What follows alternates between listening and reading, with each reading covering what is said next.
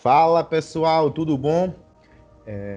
Estamos aqui mais um episódio do seu podcast do nosso Muro Baixo. Vamos lá para o segundo episódio. Lembrando, antes de começar, que o primeiro episódio e esse também, né? Assim que a gente terminar aqui, eles já vão estar disponíveis em todas as plataformas digitais, né? O Deezer, já no Spotify e além da nossa página no Instagram. Então visita lá, vai ficar disponível para download também, para ouvir a hora que quiser. Tá ok? Então vamos começar. Hoje trazemos um tema polêmico, né? De discussão que envolve direitos fundamentais, que envolve imprensa, e é o tema que, na verdade, é uma provocação, é um questionamento que eu já vou começar fazendo aqui com meu colega Mariston, para ele trazer essa fundamentação, essa argumentação dele. Vamos lá, Mariston. O tema de hoje é: bandido bom é bandido morto? Rapaz, e aí, meu querido? Tema forte. Na verdade, até agora, os dois temas que nós abordamos, o de hoje e o primeiro, são de certa forma temas delicados, né? O de hoje eu acredito que é ainda mais delicado do que o do primeiro episódio. Ainda mais delicado do que o do primeiro episódio. O seu questionamento é pesado, mas ele virou uma frase, né? Um bordão de política. Bandido bom é bandido morto. Para alguns é uma afirmação, não uma pergunta, que algumas pessoas abraçarem como uma verdade de vida, meu querido. E eu sei que você, como eu, é fã de cinema, somos fãs também do cinema brasileiro, esse cinema que o pessoal às vezes gosta de criticar, né? Mas eu admiro muito, que é produzido aqui no nosso país, tem muito talento, e eu acredito que um filme que chamou a nossa atenção, acho que chamou a atenção de todo mundo, bateu recorde na época que saiu, foi o Tropa de Elite 1 e o Tropa de Elite 2. Você assistiu, né? Não é possível que não tenha assistido. Eu acho que até quem não gosta de cinema brasileiro, quem não gosta de cinema assistiu. E, meu querido Rodrigo, algo me chamou a atenção naquele filme. Lógico que me chamou mais atenção tempos depois que o filme foi lançado, quando eu comecei a refletir de uma forma mais crítica algumas coisas, do que na época. É aquele momento em que surge um personagem ali, que é o Fraga, né? Que é o Diogo Fraga, que é professor de história, e ele também torna-se posteriormente deputado, que é interpretado pelo ator Irandir Santos. E o interessante desse personagem, que é um personagem que tem entre suas bandeiras a luta e a defesa pelos direitos humanos. E lá na descrição desse personagem, na narrativa ali feita pelo Capitão Nascimento, ele cita algo mais ou menos assim, né? Ele diz que o Fraga seria um intelectual de esquerda defendendo vagabundo, linkando com a ideia do que o Fraga era alguém ali que tinha como uma das suas bandeiras os direitos humanos. Parecia coisa de filme, né? Parecia coisa de filme, mas se tornou a realidade do nosso país. Vincular os direitos humanos apenas à defesa das pessoas que estão presas ou daqueles que cometeram crime e precisam de um processo legal correto, conforme a Constituição e tudo que é estabelecido dentro da lei. E eu acho que ficou muito claro como esse sentimento contaminou. Você sentiu isso também? Que esse sentimento que o filme transmite sobre, vamos dizer, entre aspas, a demonização da figura de Fraga, a demonização dos direitos humanos, foi algo que desde aquela época só fez crescer no Brasil, esse sentimento equivocado? Com certeza, cara, eu concordo com o que você falou. E assim, eu vim pensando, né? O que é que veio, o que é que acarretou isso? Como resultou, como a gente chegou nesse ponto de estar tão banalizado e tanta gente está fazendo essa afirmativa. E assim, a gente, claro que isso não aparece do nada, isso é um conjunto de fatores. Eu entendo que o primeiro ponto é um reflexo, que a gente tem uma sensação, a sociedade tem a sensação de que o sistema de justiça ele é falho, né? Ele é precário, e de fato ele é, mas assim, é um nível, a gente pensa, a sociedade pensa que é um nível muito grande de impunidade, e também que o que favorece, né, é todo esse ideal de que os direitos humanos são apenas para evitar que algum bandido seja de fato punido, de que ele responda, entendeu? Tudo isso favorece esse sistema de justiça, começando em todos os níveis, eu falo, nível Sim, policial até o maior, nosso nível do poder judiciário em si. E essa ideia, primeiro ponto, já cria uma sensação, né, na sociedade que, pô, ninguém vai conseguir punir, estamos todos, né? Causa uma sensação de sim, temor, de medo, e eu acho que esse ponto da sensação de medo e temor é potencializado pela imprensa, né? A imprensa, sim, notadamente a imprensa sensacionalista, que busca justamente esses sim, fatos, esses crimes que acontecem, assassinatos, que busca potencializar, aumentar demais, fazer caricatura, fazer graça com a figura ali do suspeito, né? sim. Violando todos os níveis de presunção de inocência, de garantias que ele detém ali, né? De direito à intimidade, e faz com que tudo, esse conjunto, faz com que aumente, né, o temor na sociedade e, além do temor, o nível, o pensamento acerca da impunidade. E eu acho que tudo isso, somado também, de fato, nós vivemos numa sociedade violenta, sim, claro, mas eu acho que essas são as principais causas para que a gente tenha essa Sim. banalização de direitos humanos como se fosse os direitos humanos, o direito à impunidade, o direito para você não responder por aquilo que supostamente você cometeu. Eu trouxe aqui só algumas causas, aí a gente vai debatendo também sobre os reflexos disso, aí para ver o que você acha também sobre Sim, isso com que eu falei. certeza. Eu fico analisando o seguinte, na campanha, nas últimas campanhas aí, a campanha para deputado federal, principalmente, Sim, tivemos também na presidência, uma rotulação dos direitos humanos como o direito dos manos, né? Eu vi muito isso, direito dos manos. Eu é, cheguei a ter acesso, um diálogo com um colega, com um amigo, em que ele dizia, não, direitos humanos é o direito para a impunidade e tal.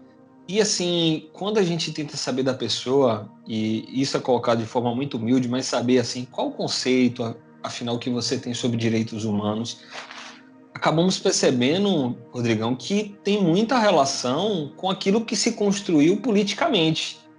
Então, assim, o que se constrói na boca dos outros, muitas pessoas tomam para si e entendem como a verdade. Então, o que são os direitos humanos? É o direito para defender o bandido errado. A visão isso. popular, a visão É porque geral virou acaba muita sendo essa, né? plataforma de governo de muito político, né, cara? Sim, Se aproveitar do discurso que está sendo na sociedade, ele leva a isso.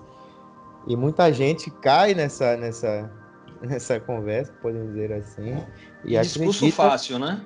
É um discurso fácil, raso, que não tem profundidade nenhuma de argumento, se você for parar para ver. E assim, a gente precisa, né, através dessas conversas, através, né, sempre de conscientização acerca dos direitos humanos, dos direitos fundamentais e da sua importância, como a gente vai fazer aqui nessa conversa, Sim, entendeu? Trazer, é muito importante isso, sempre trazer para o pessoal entender que, de fato, como funciona. E eu particularmente gosto desse tema, não é, como podemos dizer, que não é meu lugar de fala, né?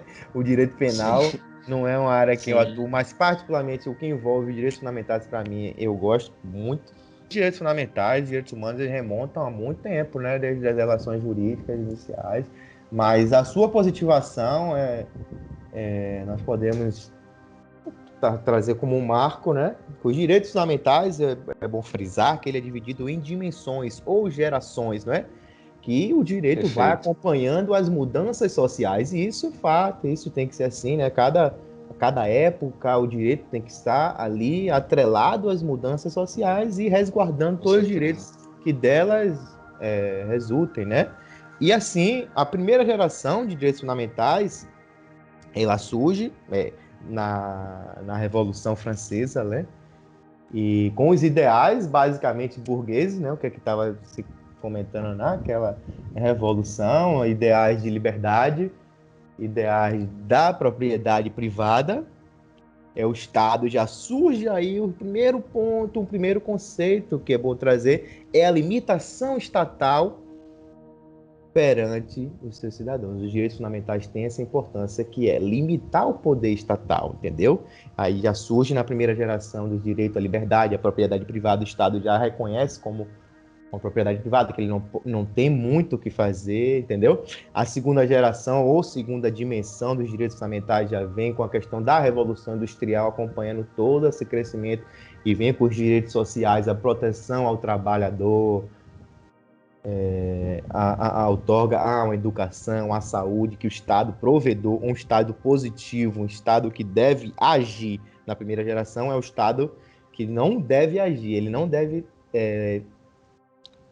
impedir, né? Não ultrapassar deve, os limites, né? E na segunda geração já vem um Estado positivo agindo para proteger a população. A terceira geração, a dimensão já é mais recente, os direitos coletivos e tal. Mas o que eu quero tratar é quando os direitos fundamentais, direitos humanos, eles alcançam força normativa, deixam de ser meros princípios norteadores para alcançar uma força normativa de fato e constitucional, né? No mundo, isso foi logo após a Segunda Guerra, né?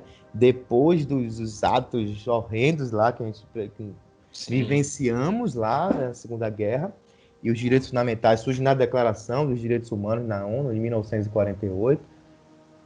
E o que é que os direitos fundamentais eles pregam de, basicamente, uma das características que eu já trouxe, que é a limitação do Estado, do poder do Estado, e a segunda seria a proteção, a tutela da dignidade da pessoa humana. O que é isso? Perfeito. Proteção dos valores intrínsecos ao ser humano, à sua vida, a humanidade, a sua saúde, né? Exatamente. Isso. Limitar o poder do Estado contra todo e proteger a dignidade da pessoa humana. Aí envolve vários valores, né, cara? A vida, aí vem contra a tortura, liberdade de expressão, liberdade de associação.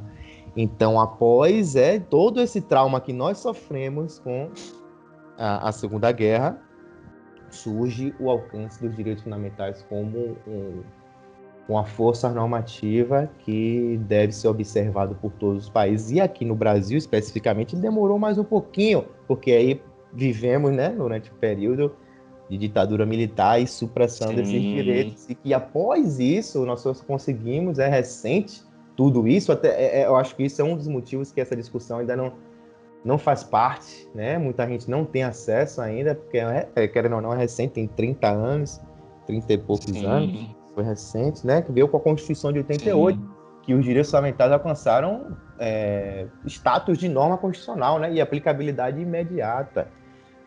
Veio o rol, né, do artigo 5º de proteção, que é um artigo belíssimo, que é justamente isso, proteger a dignidade da pessoa humana, todos os direitos à saúde, à educação, à vida, e limitar o poder estatal.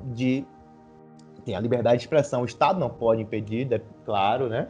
Sempre só fazendo o equilíbrio com outros direitos fundamentais, direito à intimidade, tudo isso, né, vai basicamente naquilo que eu falei, na liberdade, no impedimento, né, limitação do poder estatal e proteção da dignidade da pessoa humana. E dentro disso tudo, trazendo esse histórico, eu acho que o que é bom frisar o quê? A universalidade dos direitos humanos. Sim. O quê? Que ele é aplicável, ele tem na nossa Constituição, ele tem aplicabilidade imediata, não depende de nenhuma regulamentação, e ele é para proteger a todos, como eu disse, a tutela da dignidade de todo mundo, né? E a limitação, acho que é principal, né? Limitar o poder estatal, que nós viemos de uma época de total repressão, de censura, de a gente poder se reunir. Anos de chumbo, né? Perfeito, cara. Então, é uma coisa para ficar na cabeça, eu acho que é a universalidade do direito, que ele aplica-se a todos indistintamente, todos merecem usufruir diariamente, a gente nem percebe, mas a gente está diariamente usufruindo desses benefícios. Eu acho que foi bom fazer esse... Sua abertura à explicação dos direitos fundamentais, e aí vai ter o link com os direitos humanos, é fundamental.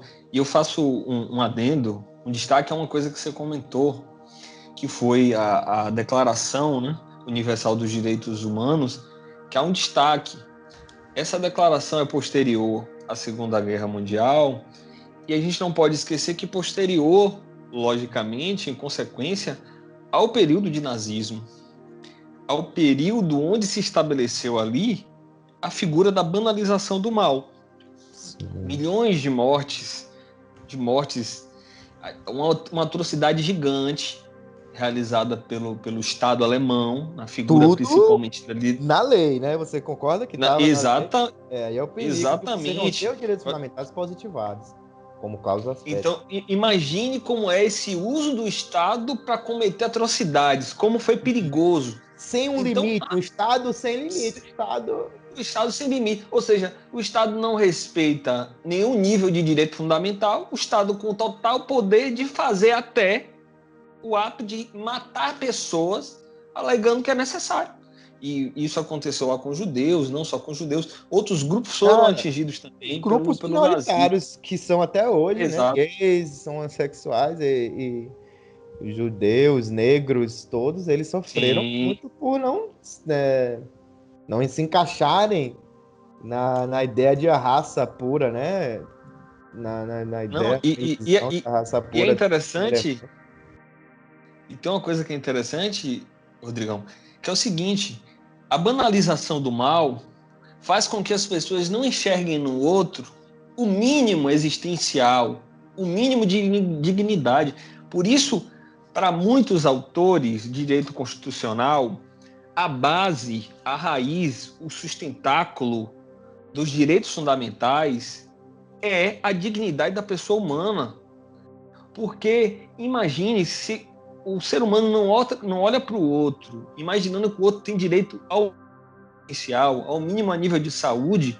Quer dizer, você está tratando o outro como um objeto, não é nem como animal, é como um objeto inanimado. Quer dizer, que não merece nenhum nível de tutela de direito. Perfeito. Então, a importância simbólica também da Declaração Universal dos Direitos Humanos é um grito às nações que elas entendam a necessidade de se respeitar direitos fundamentais, se respeitar a dignidade da pessoa humana, o direito à vida, se opor à tortura. Então, é um grito por uma sociedade que precisava cortar, eliminar da história o passado terrível e não esquecer, né? A gente elimina e não elimina. Porque, ao mesmo tempo, a sociedade precisa estar olhando para dizer não podemos repetir isso. Perfeito. Não podemos retroceder para esse ponto. Então, por isso é tão belo, eu entendo quando você fala com tanta alegria sobre direitos fundamentais, porque ainda estamos numa sociedade que ainda está construindo, né, a efetividade desses direitos. Então, é tão doloroso para a gente, eu acredito que seja esse o nosso consenso, quando a gente acaba ouvindo alguém falar direitos humanos, esse povo que defende direitos tem a outra frase que é, né, direitos humanos é só para humanos direitos. Você está entendendo? É porque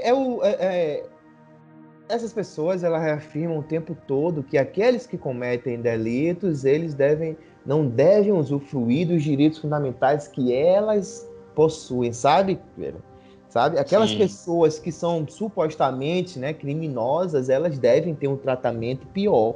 Não devem fazer jus à proteção estatal dos direitos fundamentais, sabe, cara?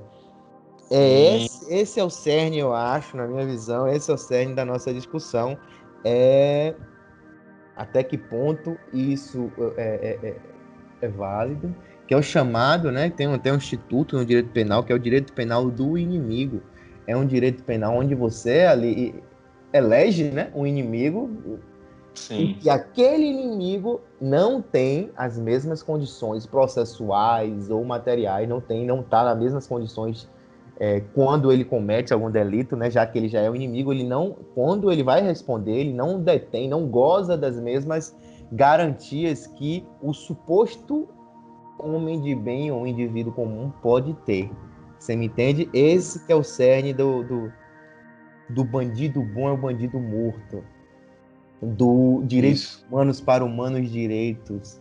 Então, nem todos, o pensamento de que nem todos devem ter direitos fundamentais, porque ele não é um ser humano, ele não merece viver em sociedade. Sabe, cara? Aí você perde, você só tem um relevo, só tem o quê? A importância aí do direito punitivo, repressivo, e o caráter da pena existe, né? E, sobretudo, acho que o mais importante é o caráter pedagógico. Não estamos aqui sendo demagógicos, não fazendo discursos vazios, né? Só para dizer, que vai ser lindo, que ele vai ser ressocializado. Não, mas eu acho que é o mínimo que tem que ser feito, o respeito, né, a todos, até porque a gente nunca sabe quem vai ser o inimigo, né, Márcio? Quem vai estar naquele contexto? Sim. Pode ser você, e você pode ser eleito como inimigo, e você não vai gozar dos mesmos direitos, você não vai ter o seu contraditório respeitado, a sua ampla defesa naquele momento. Esse é um caminho muito perigoso, cara. Não, e aí você derruba o primeiro mito. Um dos primeiros mitos é os direitos humanos não são restritos a um grupo. É o caráter exatamente universal dos direitos humanos. Então, demonizar, como parte dos políticos tentou fazer com os direitos humanos, é um erro terrível. Quando você se coloca contra os direitos humanos, contra os direitos fundamentais, você está se colocando contra seus próprios direitos. Contra o Estado É a Democrático. nível. Exato. É a nível metafórico, como você colocasse a arma na sua cabeça. Você está se voltando contra os direitos que você tem direito a usufruir e são resultado de lutas e décadas de lutas em relação à conquista, Isso, perfeito. seja a dignidade da pessoa humana, o direito à liberdade de expressão, ir e vir, todos os direitos que compõem essa grade universal de direitos humanos. E aqui eu só queria fazer só um destaque, Rodrigão, que a nomenclatura de direitos humanos também é muito presente, porque trata-se de direitos fundamentais tutelados a nível internacional, seja por convenções ou tratados internacionais. Então, são basicamente esses direitos fundamentais que também são tutelados a nível internacional. E aí recebe a nomenclatura dos direitos humanos. Então, é bom. E o Brasil até tem, falando de tratados internacionais, hoje, cerca de mais de 9 ou 10 tratados nesse sentido, e tratados importantes, como a Convenção sobre a Eliminação de Todas as Formas de Discriminação Racial, o Pacto Internacional dos Direitos Civis e Políticos, a Convenção contra a Tortura, Convenção sobre os Direitos da Criança.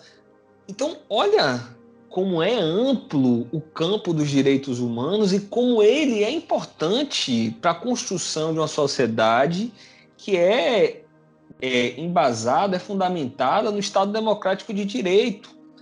Se Cara, e você pretende uma sobretudo na sociedade luta pela sadia, você... igualdade, né, velho? Sim, exato. Igualdade, Então, como é que a tratado gente de quer construir uma clássicos. sociedade? Eu fico pensando, como é que a gente quer construir uma sociedade mais igualitária, uma sociedade saudável, e a gente se opõe, levanta uma bandeira contra os direitos humanos. Isso é confuso, isso é racional a nível prático. Então, a gente tem que ter um cuidado para a gente lutar contra campanhas, não falando de campanha política, não, de campanhas mesmo de expressão, de levantamento de bandeiras que se Atento o tempo levantam todo contra. e Sim. repreender esse tipo de argumento sempre porque, assim, E aí, é bom frisar, cara, que você falou muito bem, é um direito de todos, é universal, os direitos humanos está lá, cara, sim, é para todo mundo, é a proteção mesmo, a dignidade da pessoa humana, se você tem um acesso à saúde, mesmo que precário, mas a gente tem um sistema único de saúde, se você tem acesso a uma alimentação, programas de governo nesse sentido, a habitação, tudo isso é em decorrência dessa luta. Se você pode hoje escrever uma música que critica o governo, que faz algum tipo, entendeu? Você pode escrever uma matéria. Tudo isso foi por conta de lutas que a gente viveu, tanto lá na Segunda Guerra, mas no Brasil especificamente, todo esse período ditatorial. Então temos que valorizar e saber que isso faz parte de todos. Então, assim, frisar que é universal, acesso a todos, e que não é um direito à impunidade, né? Para aquele que cometeu algum tipo de delito, não é um direito a ele sair impune.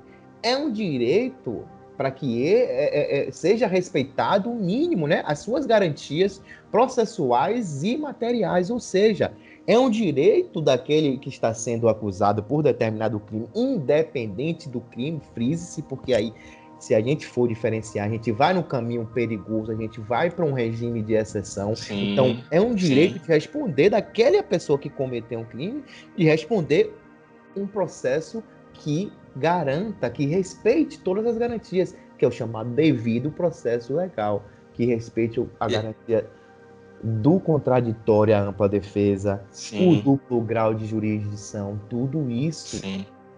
E falando dos direitos materiais, a gente pode trazer o direito ao respeito a não ser torturado, a não ter uma tortura. Então, sobre esses dois vieses, tanto o material, que a gente vê nessa questão da tortura, de ter uma confissão sobre tortura, que é o que acontecia muito antigamente, e também no direito, garantias processuais, de ele ter direito a uma defesa, ter direito a recorrer do pronunciamento judicial, entendeu? Então não é um direito à impunidade, é um direito de respeito a todas essas garantias. E a partir daí ele vai responder com o mínimo de dignidade, com uma dignidade humana respeitada.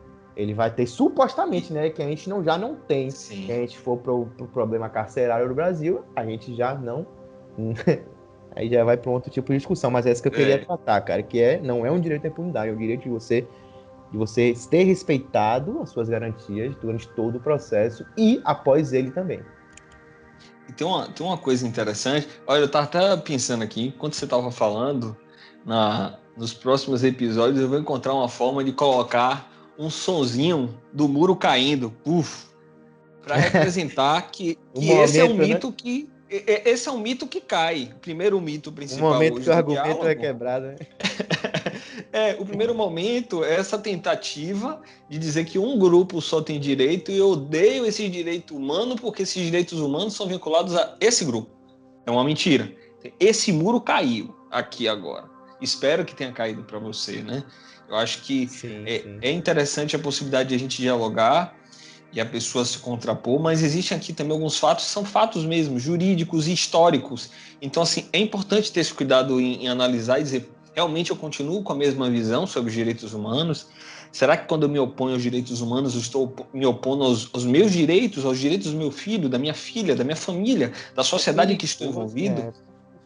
E agora a gente pode partir, sabe, também para a análise, ainda de um pouco mais aprofundado também, já que a gente derrubou um muro, derrubar o segundo muro, que é a tentativa de dizer que aqueles que estão presos, aqueles que estão em situação são apenados, eles não têm direito aos direitos humanos, eles estão excluídos. E você já veio trazendo esse elemento de que a dignidade persiste.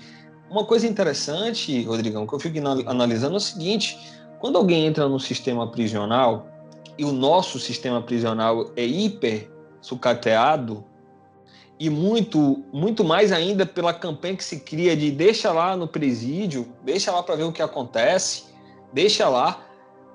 E hoje, cada vez mais se aumenta o número de presos, uma cela que deveria ter 5, 10, 12, 15 presos tem 25, 30, 40, todo mundo vivendo como animal. E a gente se esquece que quando alguém entra no sistema prisional, quando alguém vai para um presídio, essa pessoa ela perde o direito à liberdade. Ela cometeu um crime, ela vai ser punida e perde-se o direito à liberdade.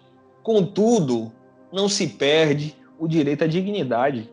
Esse é um problema, entendeu? Que o que eu tenho visto de cada vez mais, de forma mais firme, é as pessoas que sustentam a ideia de que aquele que está preso, ele precisa perder tudo, tudo, tudo. Mas é o E chamado aí, direito penal do inimigo, né, velho? Que eu tava trazendo aqui. exatamente, Ele é o inimigo, ele não deve ter nenhuma garantia. Ele nenhum deve tipo de ser tratado, garantia. não deve ter respeito nenhum à sua dignidade. Ele não deve, porque ele fez isso, ele cometeu esse crime. Supostamente, que às vezes a pessoa está até respondendo ainda, ele tem transitor em julgado. Ele não merece, ele não faz jus a esse Sim. tipo de garantia de E, proteção.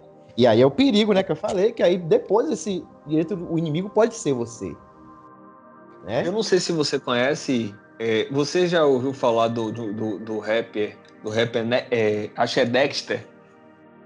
Já ouvi Dexter. falar, cara, mas não conheço, não sou um conhecedor profundo da obra dele, não. Tá.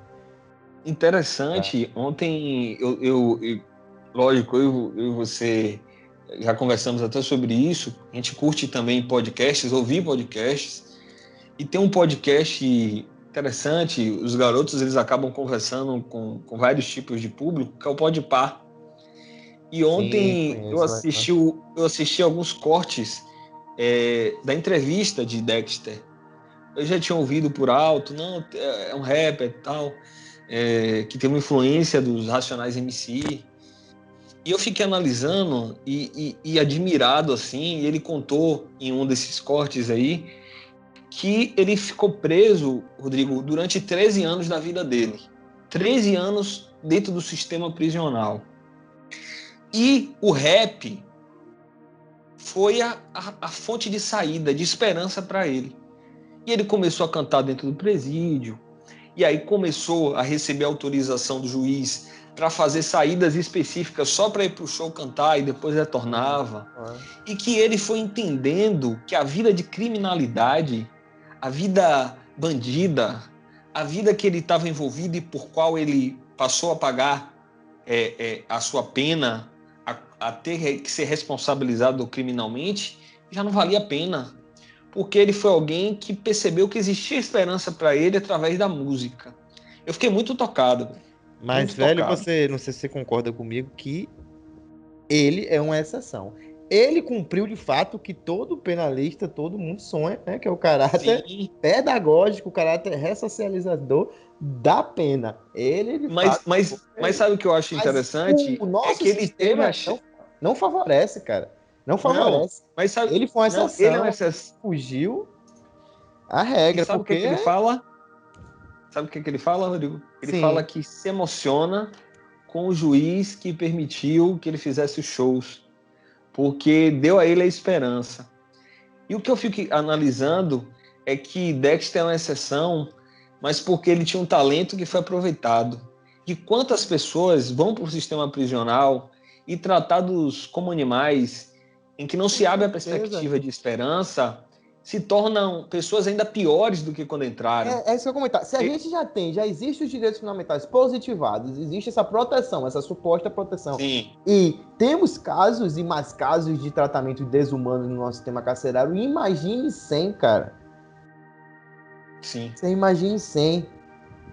Sem o Essa é a mínimo, né? discussão. E agora eu trago uma questão, porque esse tratamento desumano, ele é voltado para uma parcela da população. A condição social, eu acho que do acusado ou daquele preso, ele influencia muito no tipo de tratamento que ele tem. Você concorda com esse assunto? Sim, com certeza. Com certeza. Porque Não, assim, diga. não, pode continuar. Não, assim, porque a gente pode parar para ver que essa questão que a gente está tratando aqui do bandido bom e bandido morto, são para crimes cometidos por pessoas de uma capacidade financeira menor, negros Sim, da periferia. Porque, sim, assim, eu falo nós, no sentido da sociedade geral, a gente não tem o mesmo grau de indignação contra os crimes de colarinho branco, a gente não fica desse jeito, tem que morrer, o corrupto tem que morrer, a gente não tem essa ideia. Mas, assim, mas a gente isso. tem quando é assim, eu vou falar, não é. Quando é um simples assalto, claro que envolve uma agressividade, claro que ele tem que pagar, mas eu tô falando do Sim, modo que nós reagimos àqueles, né? sim, E ele, quando é principalmente praticado pelo um jovem, por um negro e pelo, geralmente, pessoa pobre, né? Que alguém sofre esse periférica e tipo. É eles que sofrem esse tipo de agressão, que esse tipo de frases são voltadas para eles. A nossa revolta é geralmente nesse sentido sempre, cara. Então, o cerne da questão, às vezes, não é nem voltado para gente.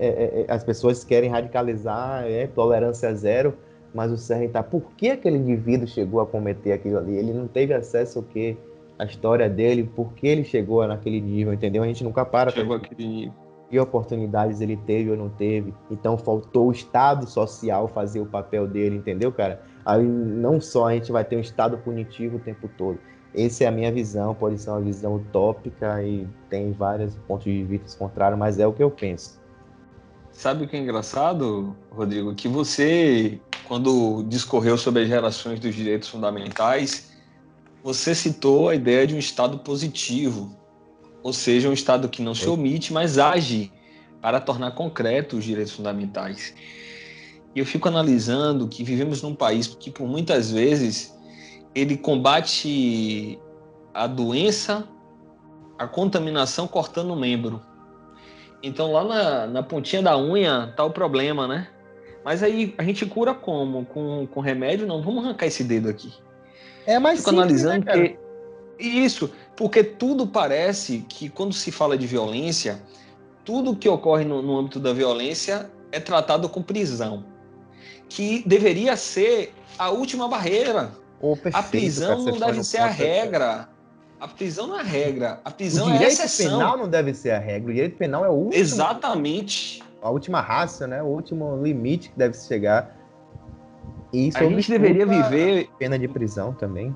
não, a gente deveria viver querendo muito mais direito constitucional, direitos fundamentais, artigo 5º e menos Código de Processo Penal, menos Código Penal, sabe? Menos aplicação de prisões, porque assim, logicamente, que aquele que comete o crime tem que ser punido. A gente não está aqui levantando uma bandeira de É, impunidade. tem que A ficar gente claro. está, exato, a gente está adotando a bandeira de legalidade, Respeito às aplicação da garantias. lei e principalmente exatamente as garantias, porque um dia aquele que critica pode estar lá precisando que se respeite todo o processo legal, É natural. toda a ampla defesa, para que por vezes aquele que é inocente possa sair, aquele que cometeu crime cumpra dentro do que está previsto na lei e também tenha a oportunidade de ressocializar. O ideal era que a gente vivesse num país, e esse utopismo a gente não vai abrir mão. Quer dizer, utopismo no sentido de idealização, essa idealização de um Estado que assume a responsabilidade de tornar a sociedade um lugar melhor. Porque eu acredito muito, Rodrigão, que os resultados da violência também são fruto da desigualdade social. Não só, mas também a desigualdade é uma fonte. Com Imagine certeza. comparar jovens que têm direito à educação com os que não têm, que têm direito a se alimentar com os que não têm. Você está criando uma sociedade desigual e o resultado começa a aparecer na violência, em outras formas, Com certeza. As e oportunidades são opostas, diferentes, né? diametralmente opostas e, infelizmente, claro que existe exceções, porque são exceções, né, das pessoas que conseguem crescer e conseguem. Por mais aquele que se vê sem oportunidade, sem o acesso, vê sua família passando fome, não é justificativa. Mas, assim, é um incentivo, querendo ou não. Também é chamada co-culpabilidade. O Estado tem a sua parcela de Sim, contribuição na, entre aspas, na formação daquele delinquente. Eu concordo, com sim. certeza, porque desde a infância, desde a base, um acesso a uma educação de qualidade, a oportunidade no mercado de trabalho, a uma profissionalização, entendeu, cara? Que hoje no Brasil é totalmente desigual. E a gente não está fazendo E, aqui esse discurso, vamos defender. Não estamos defendendo, não. Estamos só dizendo que, em parte, o Estado também tem a sua contribuição para a sim. formação dessas pessoas, né, que envolve-se em crimes. Você concorda? É E até tem uma coisa, um tipo de diminuição da pena, né? A co-culpabilização, co-culpabilidade do Estado. e tem uma coisa que eu acho interessante, vamos lá, se quem está nos ouvindo, Rodrigo, é uma pessoa que entende que o preso não deve ter nenhum tratamento de igualdade, de dignidade, Digo, nenhum tratamento que se respeite os direitos fundamentais, o mínimo existencial, que ele tem que ser nulo, que ele tem que sofrer, que ele tem que viver igual um rato, Sim. igual, sabe, um animal desprezado na cela, no presídio, que não deve ser ressocializado, que tem gente que pensa, né? Não tem que E não tem ressocializar mais jeito. nada. Ninguém tem mais jeito lá, Não rapaz. tem mais jeito, tem... Ok. Deixa lá. Para essa pessoa existe uma resposta que é muito parecida com a resposta para a pessoa que entende que é necessário se respeitar de forma a dignidade desse indivíduo. Não é deixar dele responder, porque ele tem que responder pelo crime que cometeu. Não é passar a mão na cabeça, não é isso. Mas é respeitar a dignidade por um motivo. Não temos no Brasil, é importante frisar, nem pena de morte, nem prisão perpétua. Ou seja, o indivíduo que entra no sistema prisional muito provavelmente sairá dele. Como queremos que esse indivíduo que sai do sistema prisional, sai do presídio, depois de cumprir 10, 7, 8, 6, quantos anos forem necessários, como queremos ele em nossa sociedade? Ele vai ter a oportunidade de ingressar em algum trabalho? Ele é bem visto? Hoje não é, cara. Não é. Não, e tem uma coisa, É como muito mais sai o fácil de voltar pro psicológico... crime. Muito mais fácil. Não, e como sai o psicológico de alguém que foi tratado lá dentro como animal e que lá dentro ele concluiu, realmente, para mim não tem jeito. Aí com Para mim não tem raiva. solução. Você tá entendendo? Porque a ressocialização serve para aquele que acredita e que não acredita. Porque no final, você não quer um indivíduo saindo do sistema prisional. Todos sofrem. Exato. Você não quer alguém insanamente tomado pelo ódio, pela raiva, pela vingança, porque a pessoa não viu a oportunidade de transformar, de sair daquela estrutura de vida que ela tinha péssima, sabe? Tem que realmente responder? Tem. Mas quando a gente fala aqui, ó, vamos respeitar a dignidade da pessoa humana, entender que aquele que está preso, ele perde a liberdade no sentido de ir e vir, mas tem ali que se respeitar a dignidade, até para a gente não banalizar o mal, a banalização do mal, o ódio na sociedade, porque esse indivíduo, essa pessoa, esse ser humano que é dotado de direitos como nós somos, somente os direitos fundamentais, todos nós somos, então eles também, aí entra aquela questão que Rodrigo levantou da universalidade, a gente não quer que ele volte para o meio social como alguém ainda mais desgraçado, com alguém ainda mais insano na vida de crime, porque no final todos serão punidos, ele, nós como sociedade, que podemos ser alvo dessa pessoa que saiu, entendendo que ela não tem esperança e perspectiva nenhuma, porque lá dentro ela viveu o pior que ela poderia ter vivido, não houve ressocialização, não houve processo para tentar mudar a mentalidade desse indivíduo, ele volta para a sociedade o quê? Tendo esperança de quê? Se lá dentro ele viveu ali 5, 6 anos de universidade do crime. Cara, eu acho que a gente concorda criando ódio. Não, com certeza. Eu acho que a gente concorda que tudo passa pela ação estatal. Tanto Sim, na ressocialização, em todos os níveis. A gente fala desde a base, para que não seja necessário ele entrar nesse mundo do crime. O Estado dá é o melhor. O Estado dar um mínimo, é o que chama de mínimo existencial, né? Que seria o mundo ideal para a gente aqui do Brasil. A redução da desigualdade, um mínimo existencial, que todos possam ter um mínimo, para que a partir do mínimo possa se buscar a sua melhora ali, né? Mas para quem não tem nenhum mínimo, cara, as oportunidades, a gente tem que ver que as opções se restringem e, infelizmente, muitos, né? Não é justificativa, eu já falei, mas muitos acabam indo para a criminalidade por conta disso, por não possuir o mínimo, por não ter condições, não ter acesso, e o Estado já peca a partir daí da base. É um acesso a uma educação de qualidade, né? Um acesso, e tudo passa por isso, eu acho, a educação, e você tem um acesso ao mercado de trabalho, e assim vai. Que você não possa ter a ideia de você partir para um mundo do crime, e o Estado peca também já no pós-crime, né? Podemos dizer assim, já no cumprimento da pena, que o caráter pedagógico, o caráter humanitário ali, que sejam respeitados, cara. Que hoje a gente, apesar de ter todas as garantias, infelizmente é o que você tinha falado, que a nossa população carcerária, sobretudo os negros, os pobres, são tratados como os animais e sai pior do que entrou. Então, o caráter pedagógico da pena, a função de ressocialização é quase zero. E Fundamental. poucos exemplos que a gente tem aí são exceções, cara, infelizmente. Entendeu? Então, acho que passa tudo pelo fortalecimento do Estado social para que se evite Sim. o Estado punitivo. Então, a minha opinião é essa. E há uma questão importante, se a gente avaliar os países com índice de desenvolvimento, vamos perceber que a ressocialização é uma realidade para esses países.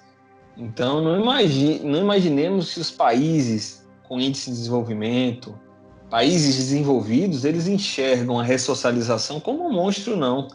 Eles enxergam a ressocialização como uma realidade, como uma Sim, necessidade. mas eu acho que a Exatamente ressocialização, além do porque papel do Estado, é um papel da sociedade também. Isso e praticar, sabe? abraçar também, né? Abraçar e dar essa oportunidade para aquela pessoa. E não ser tratado com E preconceito, né? não, Discriminação. e eu digo até no sentido de.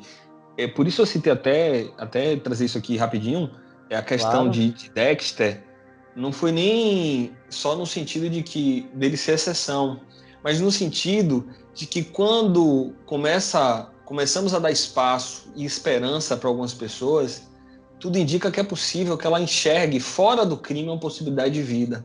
Com Entendeu? certeza, cara, com certeza. Então, quando a música foi entrando na vida dele e ele ganhou ali a possibilidade, não, eu tenho uma outra possibilidade, outro caminho. Aí teve o juiz ali das execuções e tal, cumprindo a LEP, que também auxiliou, não, existe, ele participou de projetos, entendeu, que visavam ressocialização. Então, observe, muitas pessoas estão no sistema prisional, se for dada a oportunidade de implantar nela a visão de que há esperança de mudança de vida, e assim, gente, nem todo mundo está no sistema prisional, matou, estuprou, esses casos existem. Só para a gente ter uma ideia, Rodrigão, dados, acho que foram dados de 2018, de 2019, liberados pelo Departamento Penitenciário Nacional sobre os presos que se encontram no sistema prisional, indicam que boa parte desses crimes foram crimes de tráfico de drogas. E é fácil a gente analisar que muita gente entra mesmo, tendo perspectiva de vida e entra, mas tem muita gente que dentro desse caminho do tráfico é uma série de influências do meio também. Você vive numa situação de pobreza, o Estado não dá o braço, a sociedade, Você vê o Estado como o seu inimigo, a sociedade individualismo. como inimigo, cara. E aí? Então implantando na cabeça desses indivíduos exatamente a visão dessas pessoas. Quer dizer, daqui a pouco está no crime, daqui a pouco está lá. Quer dizer, não vê perspectiva de vida porque não tem uma educação também que favoreça, que auxilie, que ajude dentro desse processo, entendeu? Então, observe. E a gente tem outra questão também. E, particularmente, eu acho que existe uma dificuldade, por vezes, legal, de diferenciação da droga para consumo pessoal e o tráfico de drogas. Você vê que hoje não existe nem delimitação de quantidade, né? Coisa muito na análise probatória, né? Subjetivo, é muito subjetivo. É meio subjetivo esse campo. E nesse campo subjetivo, muitas vezes aquele que é pobre, é desprotegido, é o que vai para a linha de frente. Então, às vezes ele fez para consumo, mas é assim, enquadrado como tráfico. E E é não tem uma interessante. defesa técnica, uma defesa para isso, e fica lá, nem esperando ser julgado e anos, Não, e assim, os piorando a relatos. situação lá dentro, né, cara? E Eu nunca vi no Brasil alguém falar assim, rapaz, lá na prisão, não sei onde, e o tratamento que dá no sentido de incutir nessas pessoas que elas precisam trabalhar, que elas precisam estudar, que elas precisam ter uma perspectiva de vida pós-prisão, não existe. É interessante que aquele apenado, ele é tratado como um indivíduo que vai viver eternamente ali. E quando cai na sociedade, entra no caminho da loucura, porque uma sociedade que não está preparada para o processo de ressocialização, como você disse, então ela já não recebe bem o indivíduo que chega. ele não é bem recebido. Então, rapaz, aquele ali cumpriu a pena, mas sabe? Já tem um olhar. O Estado Tem um também preconceito, tem uma discriminação muito forte. tem. O meu Desconfiança, medo é sobretudo, né? A palavra. desconfiança, exato. E o nosso medo é que essa pessoa retorne para a criminalidade, porque acaba não vendo oportunidade nenhuma, o preconceito imperando, sabe? E aí acabe voltando. E assim, existem pessoas Cara, que entram no sistema prisional, cometer um crime que não foi um homicídio, mas foi envolvido em tráfico, não cometeu outros crimes, e talvez ele ainda tenha ali um pouco de esperança de que aquele não é o caminho, que ele pode encontrar uma nova perspectiva. Mas dentro lá do sistema, ele é tão empurrado para o lado das facções, para o inverte-se lado a do lógica, né? Em vez de você ter uma inverte, recomendação, um caráter pedagógico, humanitário, agrava. só faz agravar a situação e ele voltar pior do que ele entrou, sair pior do que ele entrou, né, para a sociedade. E E eu ele acho que e isso tudo, cara, eu acho que só reafirma a importância da gente estar discutindo, da sociedade estar discutindo a relevância dos direitos fundamentais e a sua aplicação em todos os níveis na nossa sociedade, cara, né? A sua aplicabilidade, porque por mais a gente está conversando aqui, por mais que esteja prescrito lá na nossa Constituição, que seja aplicável a todos, a garantia a limitação do Estado, a gente vê que não é o que acontece, entendeu? Imagine se a gente não tivesse essa discussão, imagine se só esses discursos de ódio que prevalecessem, o que a gente não estaria. Então, é ressaltar mais uma vez a importância de conversar sobre isso, de conscientizar a sociedade sobre a sua importância e da sua aplicabilidade para todos, entendeu? E da função do Estado de sempre fomentar, de sempre estar ali tutelando e protegendo todas as garantias previstas, cara. Eu acho que é mais do que nunca fundamental hoje a gente ter esse tipo de discussão. E uma indicação, digo que eu acho bem bacana, para quem quiser se aprofundar um pouco mais sobre o tema, é o livro do professor Rogério Greco, Direitos Humanos, Sistema Prisional e Alternativas à Privação de Liberdade. É um livro muito bom, que ele vai desde os problemas que implicam nessa carência, né, de respeito aos direitos humanos, aos direitos fundamentais, até o processo de ressocialização. E no livro ele traz alguns exemplos bem-sucedidos de países que adotaram a sério todo o sistema de ressocialização e que respeitam as garantias fundamentais. Então, acho um livro bem interessante para quem quer ampliar a visão um pouco mais sobre o tema. Sim, perfeito, perfeito. Cara, acho que a gente já está se caminhando para o final, né, desse episódio. Dizer que foi um prazer muito grande, velho, tratar esse tema com você. A gente sempre partilha de pensamentos parecidos e construir esse argumento, e espero que vocês também gostem de ouvir. Qualquer dúvida, qualquer crítica também é bem-vinda. E eu acho que a gente conseguiu aqui desmistificar um pouco, né, dos direitos humanos, direitos fundamentais, a sua aplicação, para quem se aplica, o que é, qual o papel do Estado na seu fortalecimento, né, para que isso seja aplicado de uma forma melhor, como o Estado deve atuar nesse sentido para garantir. Tratamos que os direitos humanos não é um direito à impunidade, é o direito a respeitar as garantias individuais e o devido processo legal. E eu acho que esse muro ele foi derrubado, cara.